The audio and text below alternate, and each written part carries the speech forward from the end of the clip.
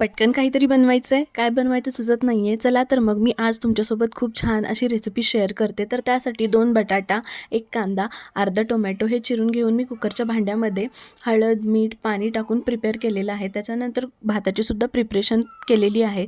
तर ही दोन्ही भांडी मी कुकरमध्ये ठेवून 3 शिट्ट्या येऊस्तोवर शिजवलेलं आहे.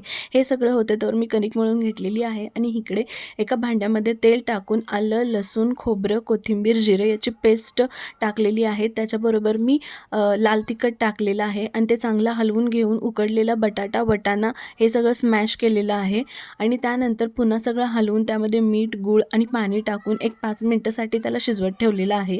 हे सगळं होते तोवर मी इकडे चपात्यासुद्धा रेडी करून घेतलेल्या आहेत. त्यानंतर बीट कापून घेतलेलं आहे आणि छान असं ताट रेडी केलेलं आहे आणि त्या ताटामध्ये शेंगदाण्याची चटणीसुद्धा ठेवलेली आहे. उन्हाळा आहे तर ताक तर बनतंच. तर आजचा हा लंच कसा वाटला हे मला कमेंट थ्रू नक्की सांगा आणि जर माझे व्हिडिओज आवडत असतील तर व्हिडिओजना लाईक, शेअर आणि चॅनलला सबस्क्राईब करायला विसरू नका आणि तुम्हीसुद्धा हे पटकन होणारे ताट नक्की ट्राय करून बघा.